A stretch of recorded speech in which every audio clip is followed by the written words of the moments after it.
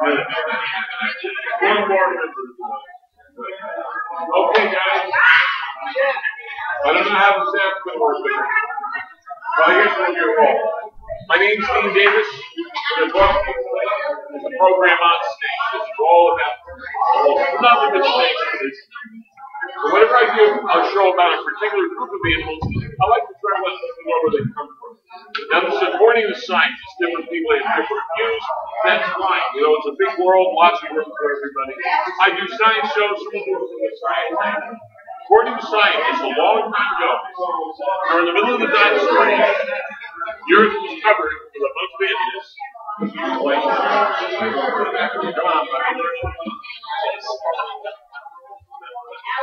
Lizards. Oh, this is an evil little devil. This is a baby Nile monitor. Today, the Nile monitor is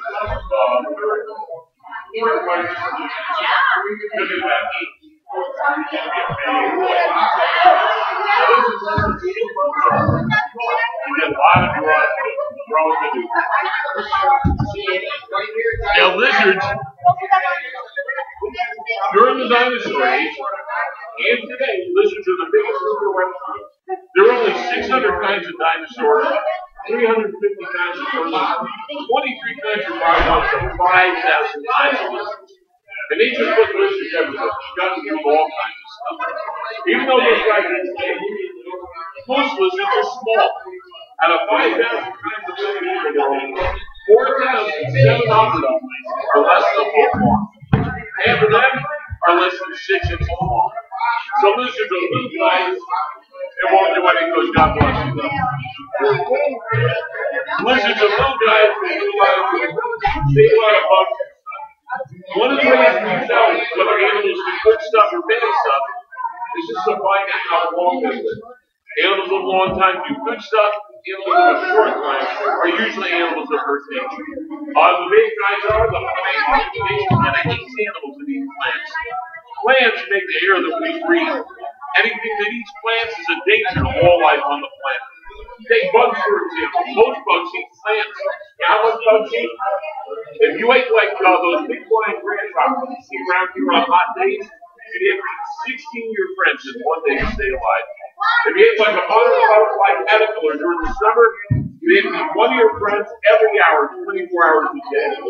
Since bugs do a lot of damage, most insects only live 7 to 100 days, 1 week to 1 summer long. Things like rodents do a lot of damage. Rats and mice and their relatives. Most rodents only live a year and a half to 2 years. But this monster lizard can live over 15 years. So we know he's a good guy.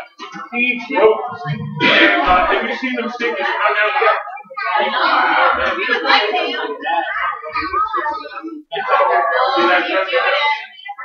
Lizards and snakes smell with their tongues.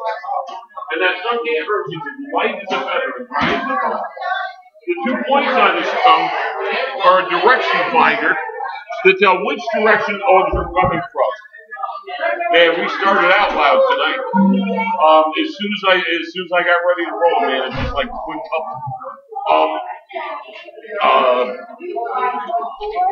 The 2 points on the tongue spread out. They're a direction finder that helps them follow animals' trail. Rodents don't see good, so they have smelly teeth. And everywhere the rodents go, they leave stinky little footprints on the ground so they can find their way back home again if they get lost. Well, he can follow those trails, and he can pick the rodents up with his powerful front legs and long claws, or he can just lay there and ambush them and throw them back out of the water. You know what else is special about lizards? Most animals don't see too good. Most animals don't see colors. They see in black and white. Most animals don't see shapes. They can't tell a tree from a rock by looking at it. Most animals only see clear like you and I do when they eat. If they hear a noise or smell something or see something moving, their eyes focus right away. But lizards have the same eye as you and me. They're focused all the time. Right now he sees the same colors as you and me the same way. And he sees shapes. He knows what things are just by looking at them. Makes him a very good hunter. You know what else lizards have going for him? Speed. Right now this guy's not moving too quickly because I'm holding him. Also, he's kind of cold. For you and me, this is a comfortable room. It's about 74 degrees. When this guy warms up to 105 degrees, 105 is his favorite temperature. He can run over 35 miles an hour to quick spurt. He can run 20 miles an hour all day long. Okay, so he's quick. Lizards are fast. Another good predator trait. And he's got a cold tail. You know, most lizards have breakable tails, but this monitor lizard has a tail that's permanent. It won't break off. And if you cut off his tail, it doesn't grow back like in other lizards either. And it's a wraparound tail for climbing. You can see how he's been wrapped around my hand and my wrist.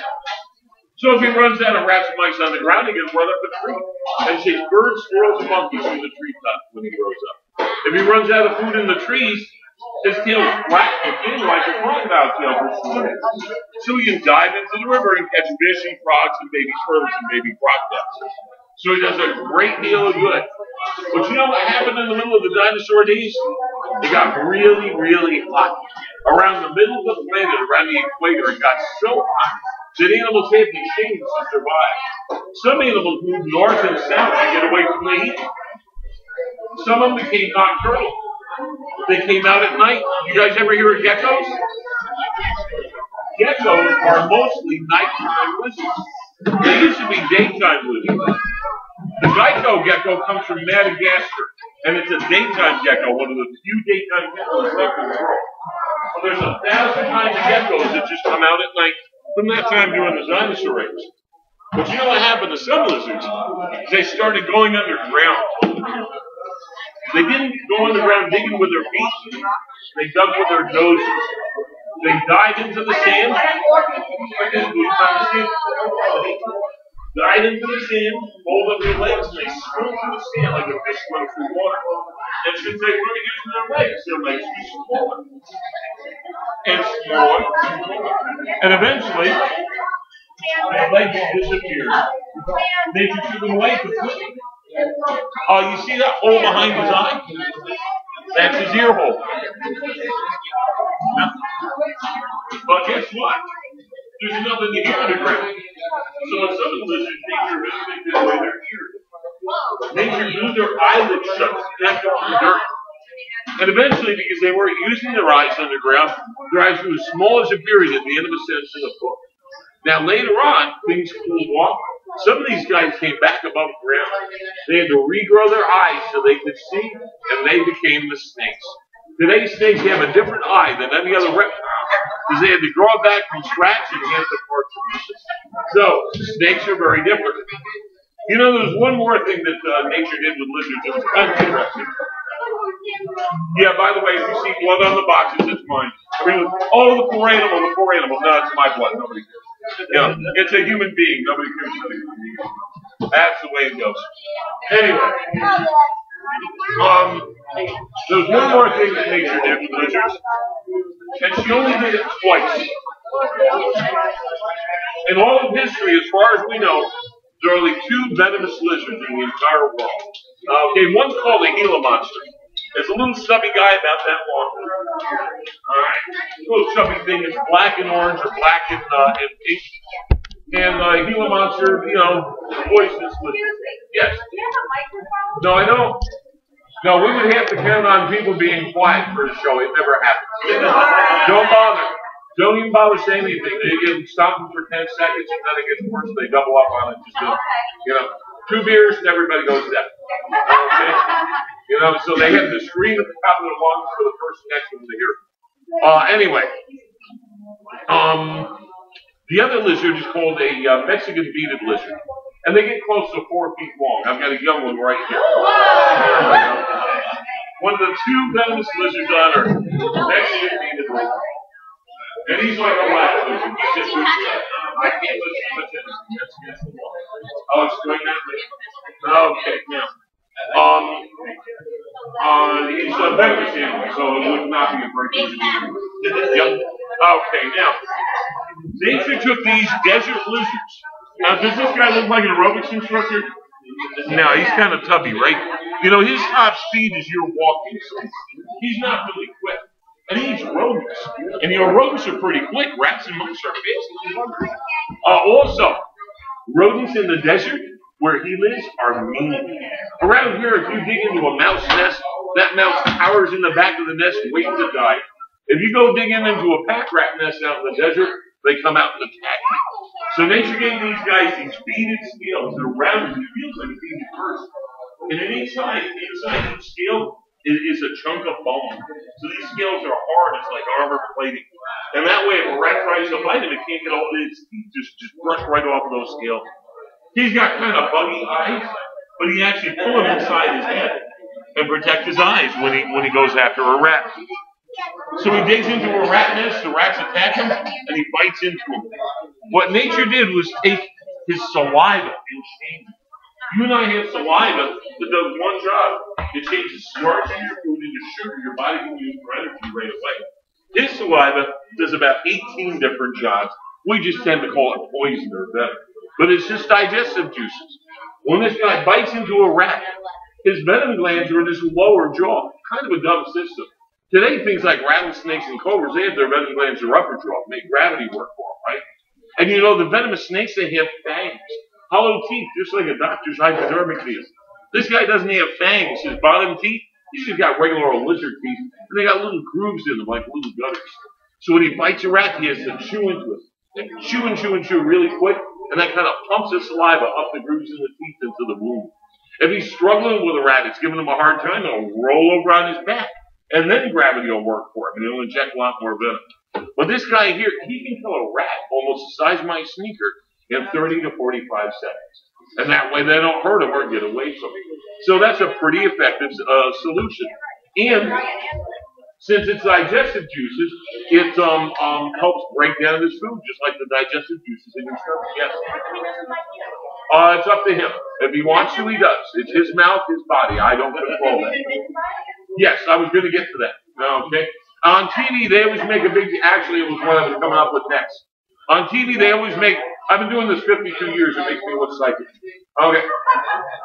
On TV all the time, they make it sound like Gila monsters and beaded lizards are dangerous. In all of history, nobody's ever died from the bite of a Gila monster or beaded lizard. If this guy bites me, and I get bitten by young ones all the time like this, I tend to be really, really careful with things like black mamas and king cobras that can kill me pretty quick. And I tend to be a little careless with stuff that really can't bother me too much. If he bites me, gives me a little nip, it'll hurt and burn and swell up for a few hours and goes away, and it's no big deal. I'll tell you guys a secret. By the time you get my age, almost every day, something on your body's going to hurt and burn and swell up a little bit. In a couple hours, it goes away, and it's no big deal. You know, this morning was my left knee. So a Gila monster or beaded lizard bite is like middle age in the morning. It's not great that nobody dies from it, no matter how much you want to someday. The worst Gila monster or beaded lizard bite I've had was from a big one. I've been breeding these guys since I was 14. And one bit me, and he was upset that day for some reason. He hung on and chewed. And he chewed into me really good. But it made my hand swell up all the way up to the elbow, and that lasted about 2 days, and that went away, and that was no big deal either. I usually get her worse playing with kittens, than most of the animals I do, so don't worry about it. But nature gave him that poison for killing his food and digesting his food, not for protecting himself. And he probably doesn't have to use that in self-defense his entire life, normally.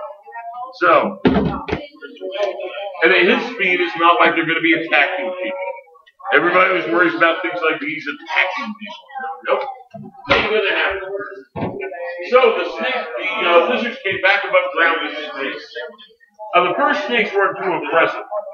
They looked like armor-plated worms, 6 to 8 inches long. And they eat bugs just like their lizardy ancestors. They didn't really have a good way to crawl around.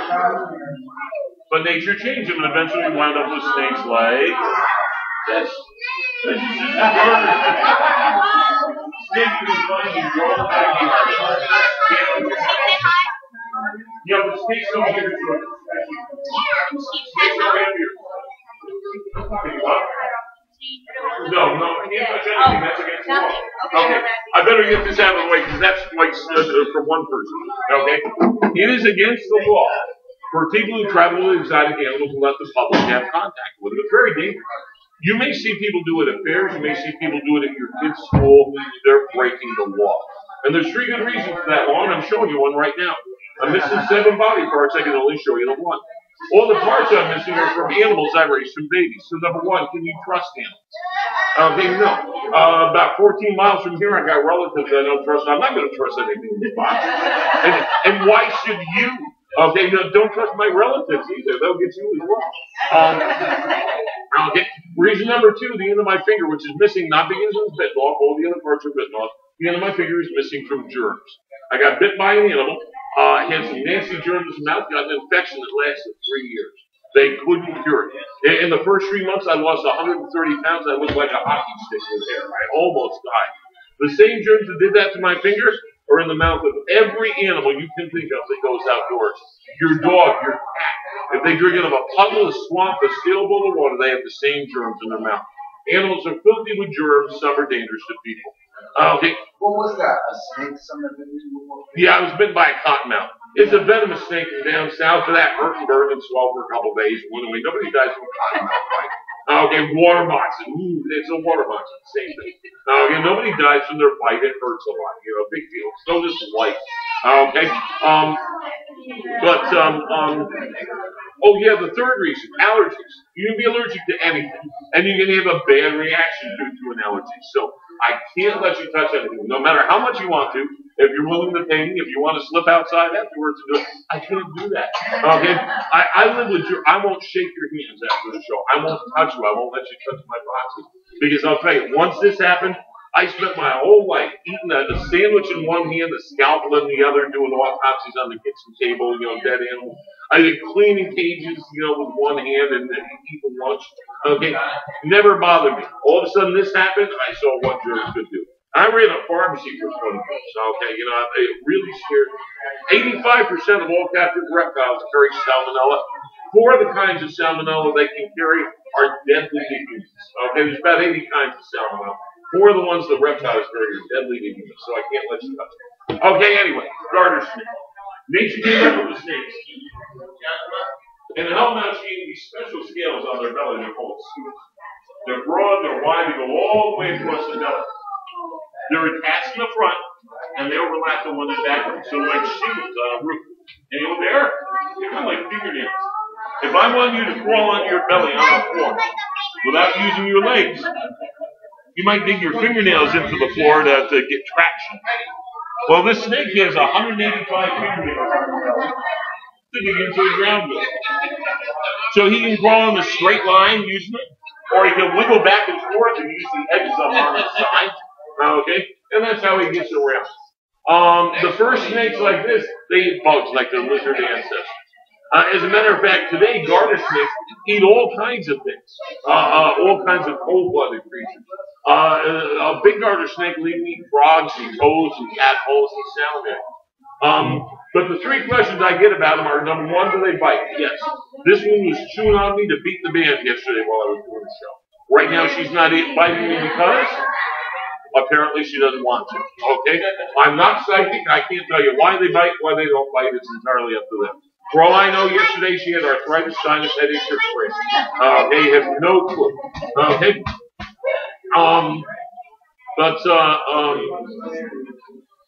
Number 2, do they have teeth? Yes. Oh, that's what they bite you with. She's got about 60 teeth. They're needle sharp, but they're so tiny they feel like Velcro. I'd have to have a good-sized garter snake chewing on me for a while to break through my skin. Your skin might be a little more sensitive. I get chewed on all the time. I'm nothing but swordfish. Okay? So it's nothing to worry about. For those of you who are afraid of snakes and worried about snakes, the only reason for that is because you watch TV and movies and cartoons. Okay, we prop the kids in front of the TV set before they can even sit up on their own. We have all these images pumped at us. I get hurt worse picking berries than being bitten by any snake under 10 feet long. Okay? If a snake 10 feet long bites you, it's a bunch of little tiny pinpricks. A couple drops of blood comes out, and the next day you can't see the mark.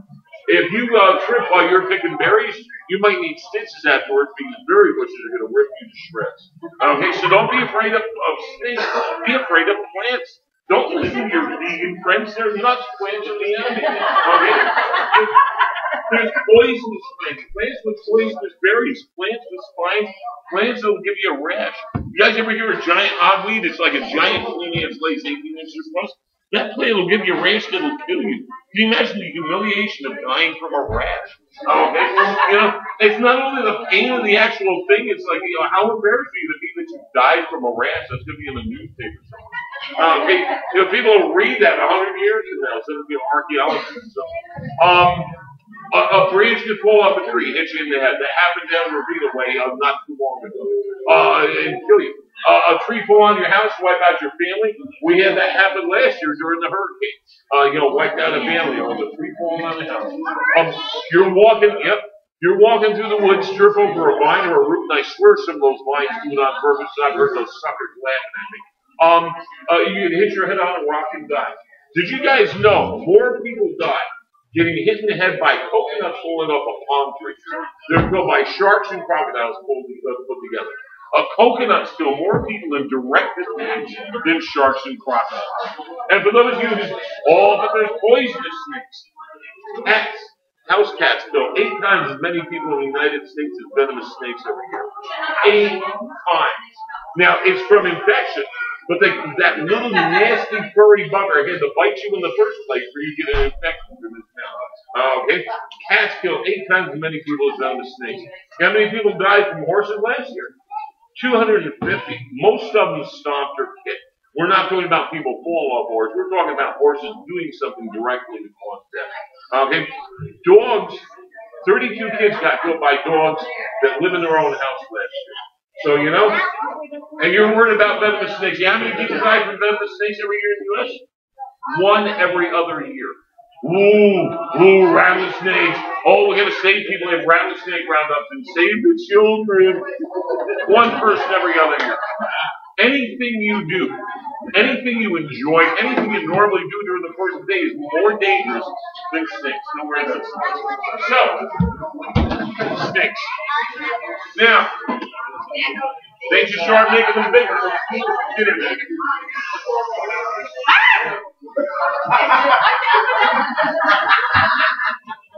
Wow, I hate when you do this.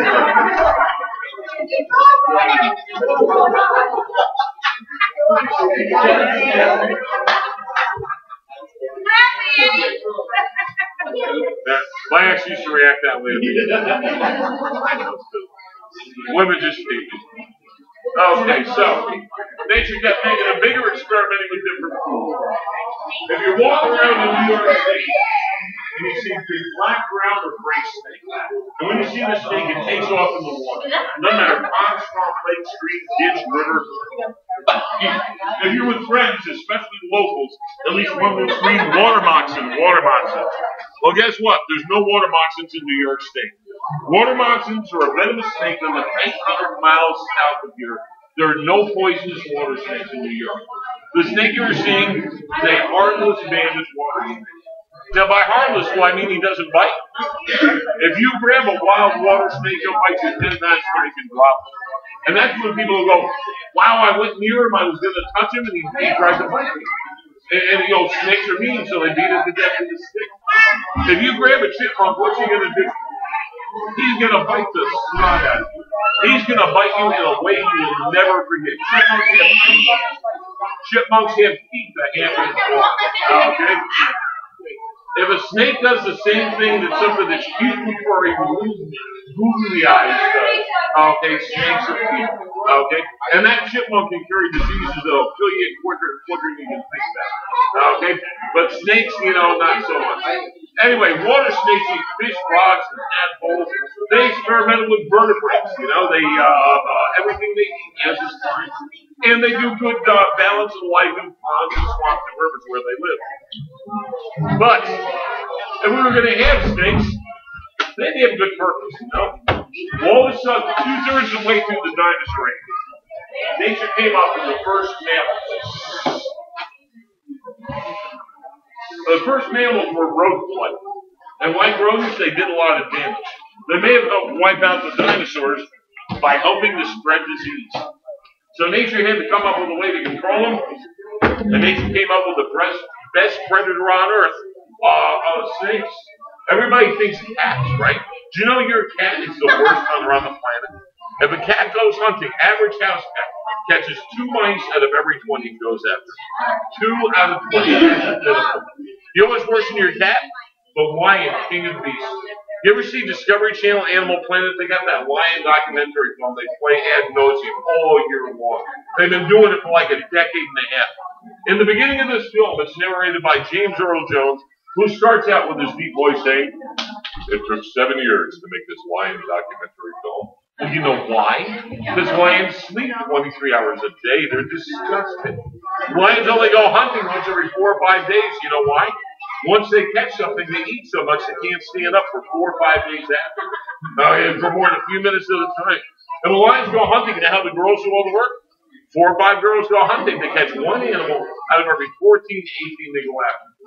If a boy lion goes hunting alone, because God knows 2 men can't cooperate, a boy lion will catch one animal out of every 24 to 28 he goes after. So now we know why they sleep 23 hours a day. It's depression. It's like they wake up in the morning, they're like, "I'm not even getting up today. I don't care. I'll lay here until work. I'm not getting anyway. It's too hard." A little Prozac and therapy, they wouldn't be better hunters if they get face surgery. But they're just the biggest motors and whiners on the planet. But in this box, we got a snake that'll catch 18 rodents out of every 20. About this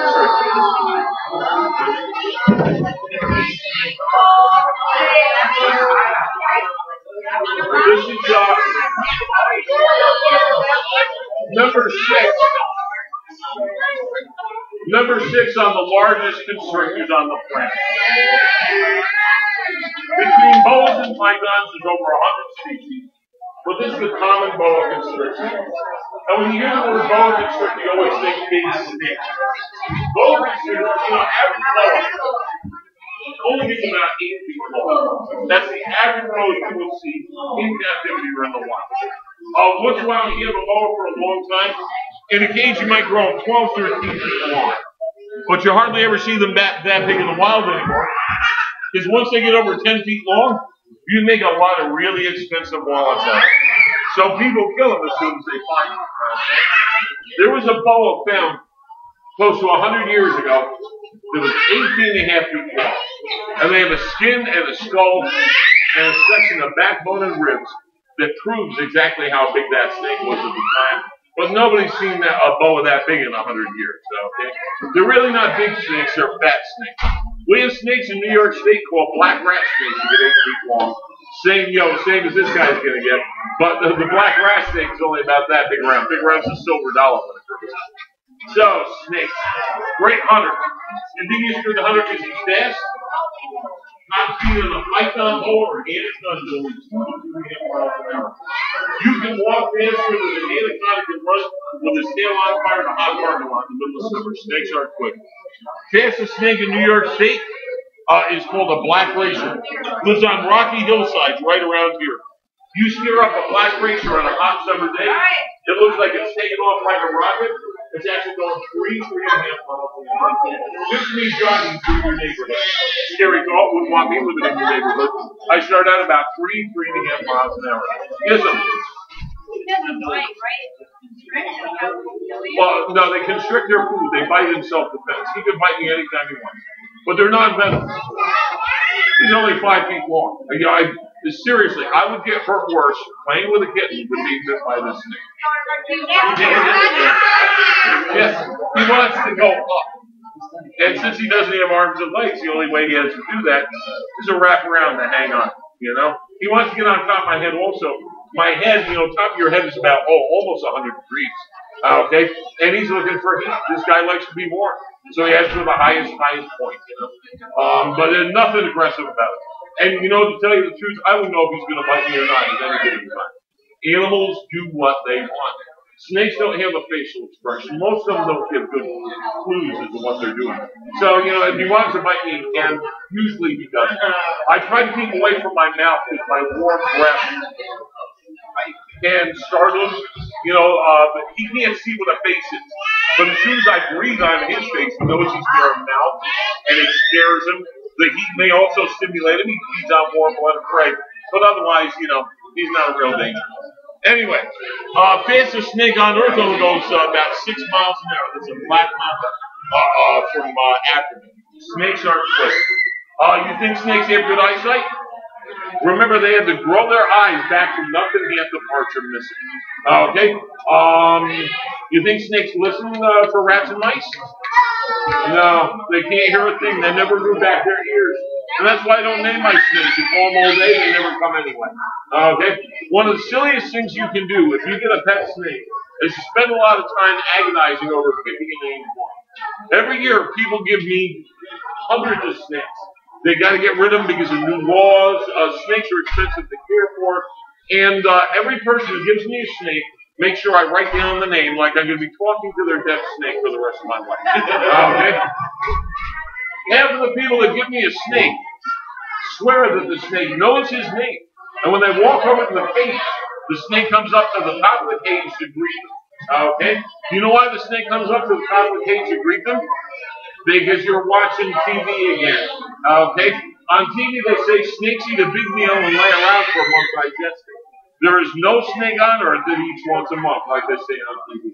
If snakes are properly cared for, or they live in the wild, they eat every day or every other day like any other animal. So, if you got a snake, you're feeding them once a month, you are starving the snake to death. Okay? And after a year and a half or 2 years, that might get a little bit dangerous with a big snake. So when the snake is coming up to the top of the cage while they're talking to it, the snake is just going, feed me. I haven't had a meal in 3 weeks, for God's sake, give me a rat. But there's a whole world of people out there who have never read a book about their own pet, who actually think they have some psychic connection with their deaf snake that seems to know its name. If you read a book on snakes, one of the first things you find out is that they can't hear. So don't name your snake. But do read a book about your snake so you can give proper care. When you hear about pythons attacking their owners on TV, okay, on the news, how snakes are horrible, if you kept a lion in your house and you fed him once a month, what would he do? He'd kill you and eat you. Is anybody going to be going, oh, lions are horrible, lions are mean? I know people who line up outside the house ready to high-five the lion for raising the IQ of the local population a fraction of 1% by eating that thing. Okay?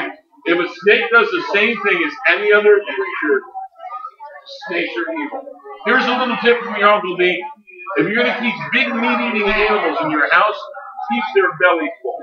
And to do that, you might need to read a book instead of listening to the guy at the pet store or some new novel who was trying to accent on Discovery Channel. Okay, some of you over here had a question. Yes, sir.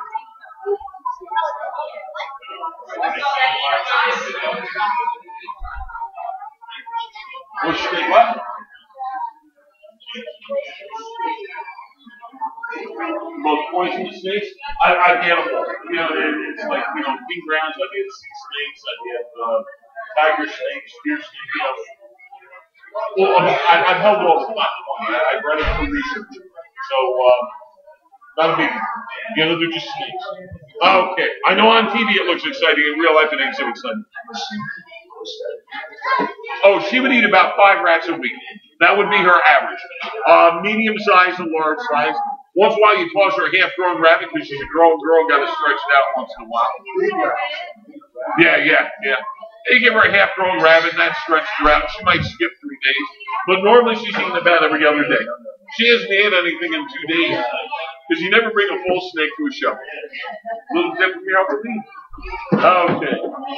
Now, the single biggest reason why snakes are the best hunters on earth is snakes are the world's biggest chicken. I'm 5'10", that snake is 5'4". The bones in my head are as thick as a magazine. The bones in her head are thinner than paper. If a mouse attacks that snake, and by the way, she's too big to eat a mouse. She would know what to do with a mouse. But we had a crazy mouse or a mouse with rabies or something, and it went after her. A mouse could kill her with 1 bite to the head. Snakes are afraid of their own food, so most snakes hunt during the daytime. And where are rats and mice during the daytime? Sleeping at home. So we can follow their footprints, sneak down the hole, and catch them while they're asleep. Did you say a mouse could? A mouse could kill that snake. 1 bite to the head in the right spot. It would attack the mouse. Huh? It would kill the mouse. No. Snakes aren't used to being attacked by their own food. The snake would probably freak out and pull back or just lay there. People bring these snakes that have half the flesh chewed off their backs because they put a rat in a cage and they leave it overnight.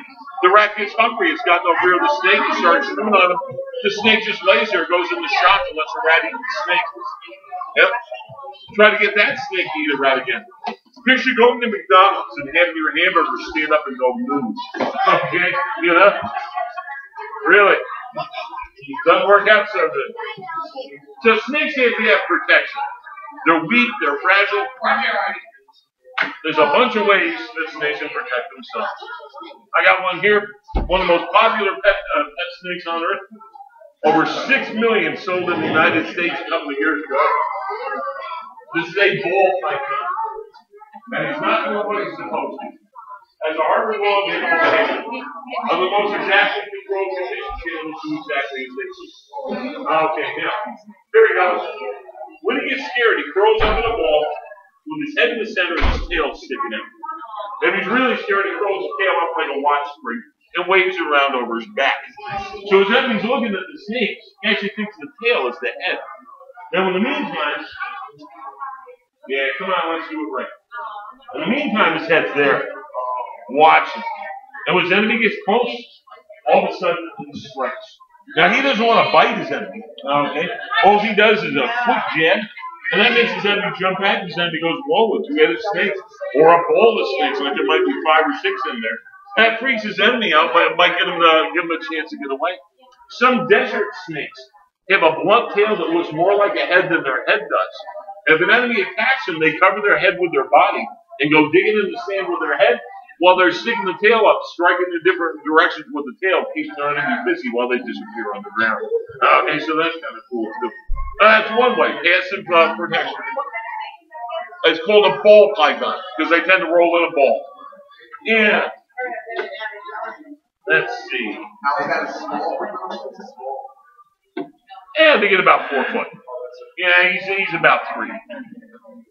Oh, there it is. Boy, I hate it when stuff disappears on me. Don't you hate it when my stuff disappears on me? Yes. So, most snakes are camouflage colors. Like you saw that boa, that ball python, in the rainforest, dead leaves on the ground, dark light conditions, in the shadows. It'd be hard to see those snakes. Okay? Nature can use colors in another way. You can use bright colors for protection. There's a pretty little snake. There's a tricolor king snake from Central America called the Honduran snake. And where this guy lives, there are bright colored snakes called coral snakes, and they're venomous. And they are red, yellow, and black. This guy looks enough like a coral snake in his pattern that when animals see it. Now here's a funny thing. You remember I said most animals don't see colors? For this protection to work, his enemies must be able to see colors. Where he lives, you know what see colors? Birds and lizards. Okay, that's it. So we know his main enemies are birds and lizards, like maybe a hawk or a raven type bird. Okay, or some large lizards. In Central America, where he lives, there are tegu lizards get about 3.5 feet long. They might eat a small specimen. Now, the reason these colors work is because in nature, colors mean stuff. And whenever you see certain colors, it may be a warning. The colors you have to watch out for are red, orange, yellow, black, and white. I'll do them again. Red, orange, yellow, black, and white. Anytime you see 2 of these colors or more, it usually means danger, poison, keep away, or boy, I've got a surprise for you. Think of a skunk, black and white. Boy, has he got a surprise for you. A bumblebee is black and yellow. By the time you're 2.5, you learn to avoid bumblebees. They look friendly. They're all fuzzy. You want to pet them. 2.5 years old, you find out the bumblebee hurt something with that. Remember the rest of your life, too. You ever see those little orange salamanders with the red dots? There was a young gentleman here. He had one earlier tonight. In their skin is one of the strongest animal poisons known to man. The ones around here can kill a cat or a small dog that picks them up in their mouth. If you go to Colorado, boy, Colorado, we don't want to go to Colorado anymore, do we? If you go to Colorado, the same little orange salamanders have enough of that poison to kill 15 adult humans if you provide the poison to one each. So a little tip from your Uncle D, make sure you wash your hands after eating them. Those little orange salamanders, you can handle them, the poison won't bother you. But if later on you get it in your eyes, oh man, that burns like crazy. And the next thing, you feel like you got hit in the eye with a baseball bat. If you get it in your mouth, it makes you sick to your stomach, It makes you drool and slobber for about an hour afterwards. And it gives you a taste of rotting fish in the back of your throat for a day or two after that happens. So wash your hands. How about ladybugs? Everybody loves ladybugs. They're red and black or orange and black. We have the black one. You know why they have those bright colors? If you pick up a ladybug and play with it, they squirt out a little tiny drop of orange or greenish juice on your finger. You know what that stuff does? It makes birds throw up instantly. It works like a nitroglycerin tablet. As soon as it hits your mouth, it's in their bloodstream, and a half a second later, that bird's throwing up so hard, you think you're going to see a skeleton come out of his mouth, and he'll never touch a ladybug again. So watch out for colors. In the case of this guy, he is a copycat. He's mimic. He's completely harmless. But he does pretend to be something that really is very, very dangerous. Okay? Now let me ask you a question. Just because an animal doesn't have those colors, does that mean it's safe? Some of the most poisonous creatures on Earth are beautifully camouflaged. You have to be cautious with all animals if you don't know about them. But the nice guys are the ones that give you a warning. Okay? When you can see from a distance, you know to stay away. By the way, whenever they show these snakes on TV, they always teach you a little rhyme so that you can tell the poisonous coral snakes from the harmless copycats. People who go to Florida can quote this chapter and verse. The rhyme goes, red to yellow, kill a fellow. Meaning if the red and yellow bands touch, it's a poisonous snake. And red to black, a friend of Jack, or a venom lack, or something else that rhymes, like in this guy, meaning he's a harmless snake. Guess what? That's not true. You know what? We've known that for over 137 years.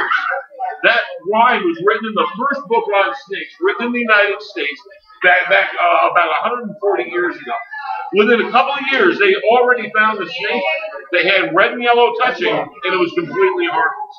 We now know of 7 kinds of snakes in the United States that have red and yellow bands touching, and they're completely harmless. But wait, it gets worse. If you go across the Mexican border, into Central and South America, there are 70 kinds of venomous snakes that are red, yellow, and black. There are over 300 kinds of copycats that are red, yellow, and black. Of course, some of the copycats are colored so they look venomous, but guess what? Some of the venomous snakes are colored so they look harmless. If you use TV as a source of information to save and protect your life, you can die. TV will get you killed quicker or put in the hospital quicker than almost anything on the planet. I got a little tip for you. This is my gift to every audience I do. It's a little rule I found out when I was 8 years old. I discovered it myself. I've been spreading it around ever since. This rule works for adults as well as it does for kids. My brother used this rule to make millions of dollars a year for himself and for other people. I found out when I was a kid, when you turn on your TV set, we used to do it this way, but we do it that way now. When you turn on your TV set, at first you hear a little hissing noise and call it static. Guess what, guys? It's not static. It's a sucking sound. There's something behind your TV screen that can actually suck all the smart right out of your brain. So the longer your TV set is on, the less you actually know. If you want to get smarter right away, turn your TV off. That automatically makes you smarter than most people. And the longer your TV set's turned off, the smarter you get. And if you want to get smarter quicker, read. But just turning off the TV set may do the job. If you read a comic book or teen magazine, you are exercising your brain. If you're watching TV, it's like a test pattern, like nothing going on. A little tip from your Uncle Beach. I should mention for the adults, wow, I don't know you guys. I usually tell people I know he cleans septic tanks for a living, a job I could be proud of. My brother was in TV advertising. It's just we were so ashamed to admit we had anybody in advertising. He counted on that rule, making people dumber by the second, so they buy all the garbage they advertise on TV. TV is there to make money, not to make you smart. I want to make sure you kids hang loud for the talent show. We're going to be ready for that in about 10 minutes, okay? I want you to stick around for Peter. I'm sure some of you guys are very talented. You may get plans. I don't want you to disappear. Okay. That snake that I showed you, since he has those bright colors, guess what? He's got to come out in the daytime for that to work. At night, all animals see in black and white. So I got a relative of his who lives in the desert. And guess what? He's completely harmless too, but he comes out at night. At night, black and white is a warning color. People have said to me, hey Dean, how come nature didn't make skunks red and yellow? It makes sense, right? You'd be able to see the skunk 500 feet away. If you take a black and white picture of something that's red and yellow, the red turns black or dark gray, and the yellow turns white or light gray in a black and white photo. So a skunk is just the right color it's supposed to be for protection. This guy has a little yellow kid in his light veins. Because he comes out in the early evening. He's going to sit in the sun as the sun's going down to warm up, and then he can go out cruising for food. So that will also work on something that's hunting the end of the day. Some hawk on his way home wants to grab a meal, okay. And that yellow coloration sticks out against the black and makes him look like he might be dangerous, so I'll help you with that. But remember, just because it has bright colors, those warning colors, doesn't mean it's dangerous. The odds are pretty good. He might have some special way to protect himself, and you don't want to find out what it is. Oh, hey, just for fun. In some parts of the range, same snake. In some parts of the range, it's grassy. Did you know the patterns of animals can tell you things about it? When you see an animal with spots or blotches, those animals usually live in the forest. It all has to do with shadow.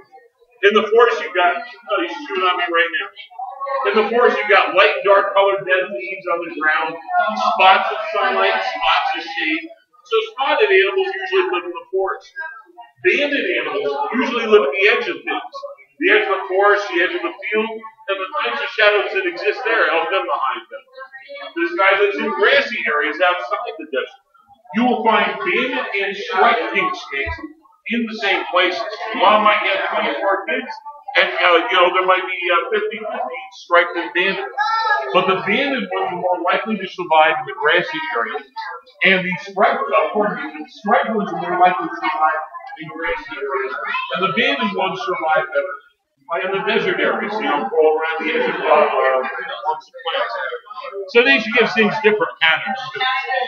All right. So go one more here. There we go.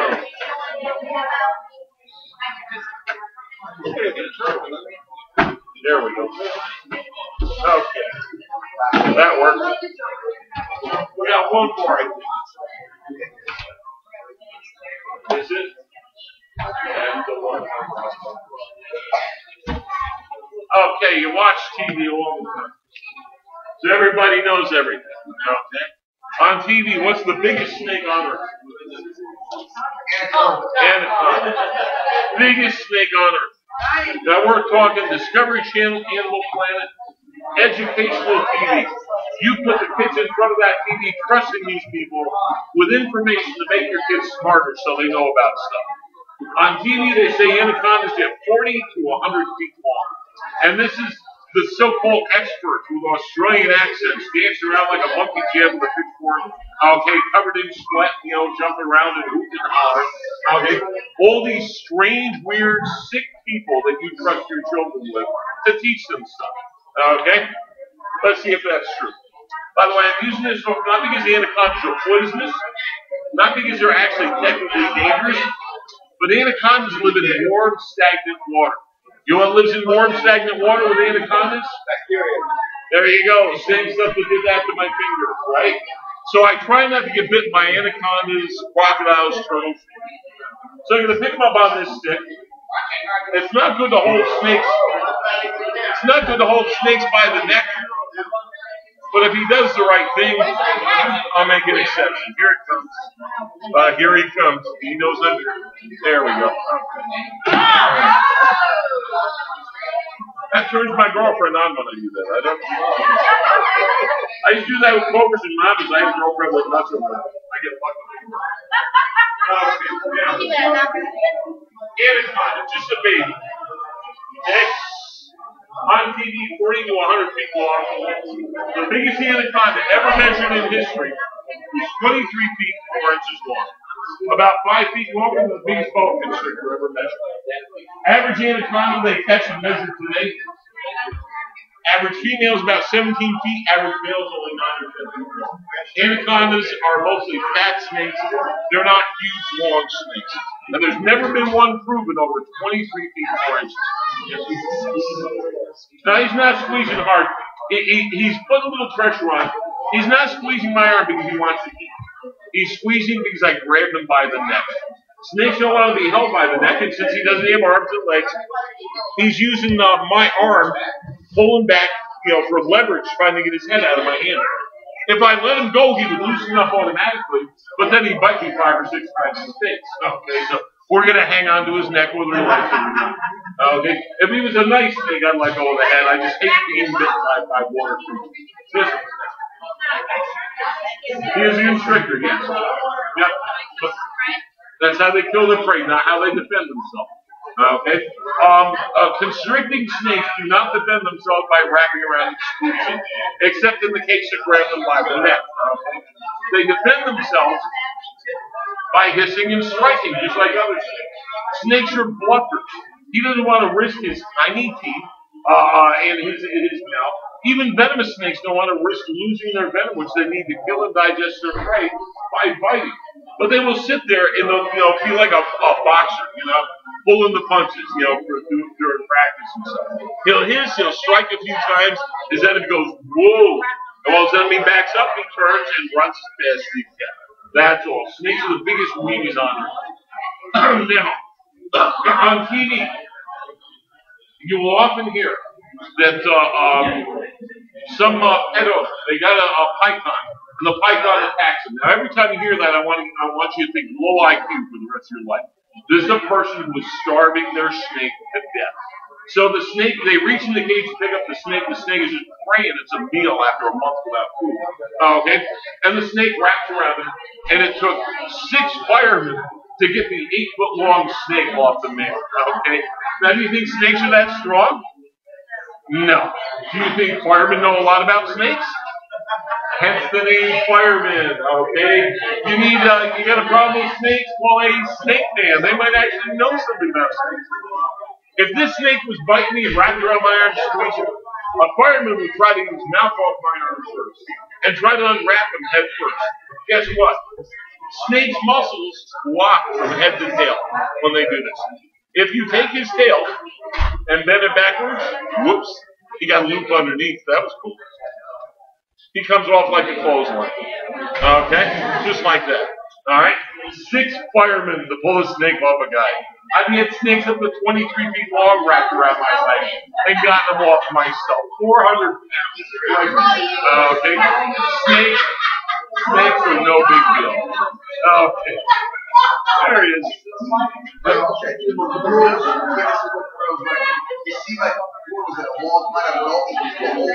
Yeah.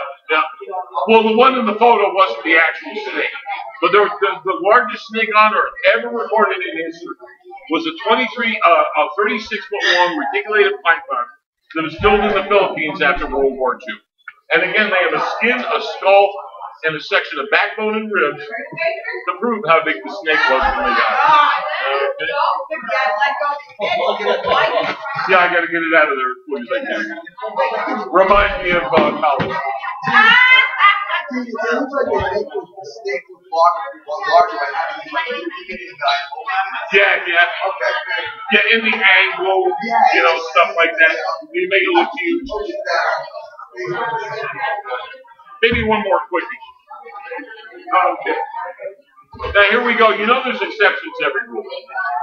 Okay? I told you before that snakes don't eat once a month.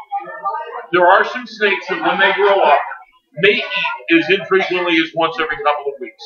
That's because they live under extreme weather conditions. This snake comes from Borneo, Sumatra, Southeast Asia. They got monsoons. 3-4 months a year are nothing but rain. If you ever had any friends who were in Vietnam, they can tell you it rains like 24 hours a day. 16 different kinds of rain for like 3-4 months solid. It's just a miserable life. And snakes are not looking for food in that rain. So, Even when it's not raining all the time, it still rains frequently. Damp all the time, not good weather for snakes. So this snake is an opportunist. He goes out, he catches as much food as he can, gets nice and fat. Here he is, 3.5 feet long, and he's bigger around than the 6-foot bow, the 5-foot orange bow I showed before. Okay? This is called a blood python. And by the way, he's not a nice snake.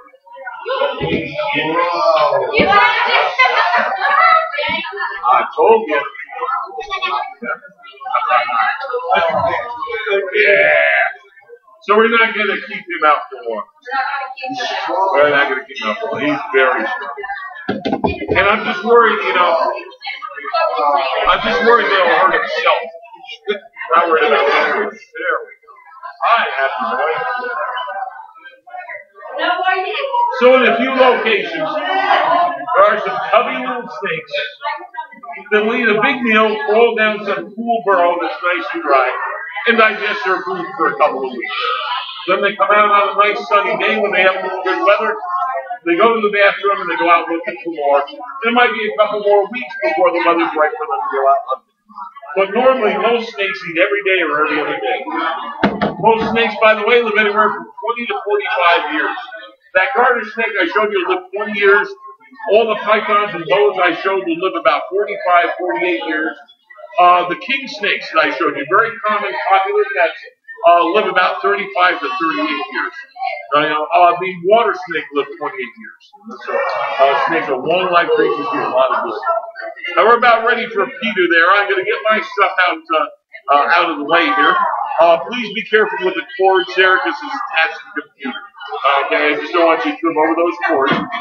Let me get my stuff out of the way and Peter will be all set up and ready to go.